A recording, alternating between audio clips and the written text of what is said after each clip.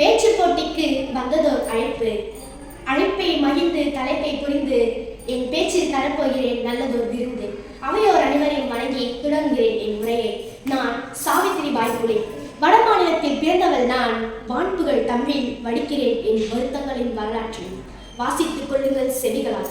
நான் வாழும் போதே மறுக்கப்பட்டவள், வரலாற்றில் மறைக்கப்பட்டவள். நான் வாழும் போதே மறுக்கப்பட்டவள், வரலாற்றில் மறைக்கப்பட்டவள். இந்திய நாட்டின் முதல் பெண் ஆசிரியை என்ற மாபெரும் மகுடத்தை சுமந்து கொண்டு சரித்திர நூல்களின் இருட்டு பக்கங்களில் ஒளிந்து கொண்டிருப்பவள் நான். அன்பானவர்களே, நான் ஆசிரியை.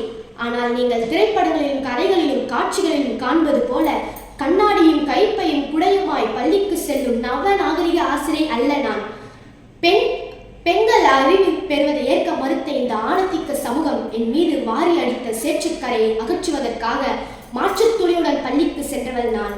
நான் தினமும் 2 புடவைகளை பையில் எடுத்துக்கொண்டு செல்வேன். ஏன் தெரியுமா? நான் தெருவில் இறங்கி நடக்க ஆரம்பித்ததுமே இந்த ஆணத்திக வெறியர்கள் என் மீது சேற்றையும் மணத்தையும் மண்ணையும் வாரி வீசுவார்கள்.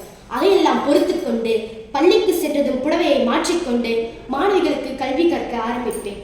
அனைவரும் சமம் என்ற தர்மத்தை தூக்கி பிடித்ததால் தானே எனக்கு வழிநெடுகிலும் சேற்று வரவேற்பு. 9 வயதில் சமூக புரட்சியாளரான ஜோதிராவ் புலவை மணந்து பெண் சாதி ஒடுக்குமுறையை எதிர்த்து இருவரும் போராடினோம். என் கணவர் தான் எனக்கு கல்வி தந்து அறிவின் தீபத்தை ஏற்றி வைத்தார்.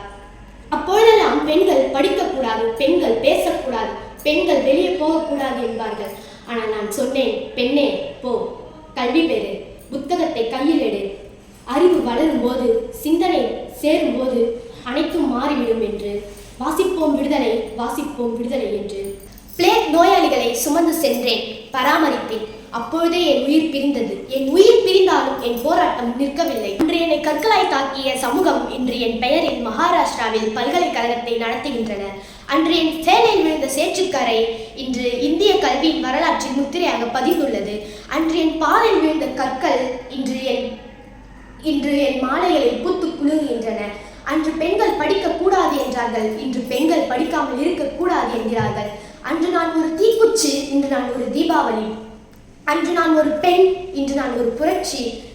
அன்று ஊதுகோலை கையில் எடுத்த பெண்களை எழுதுகோலை கையில் எடுக்க வைத்தது என் புரட்சி.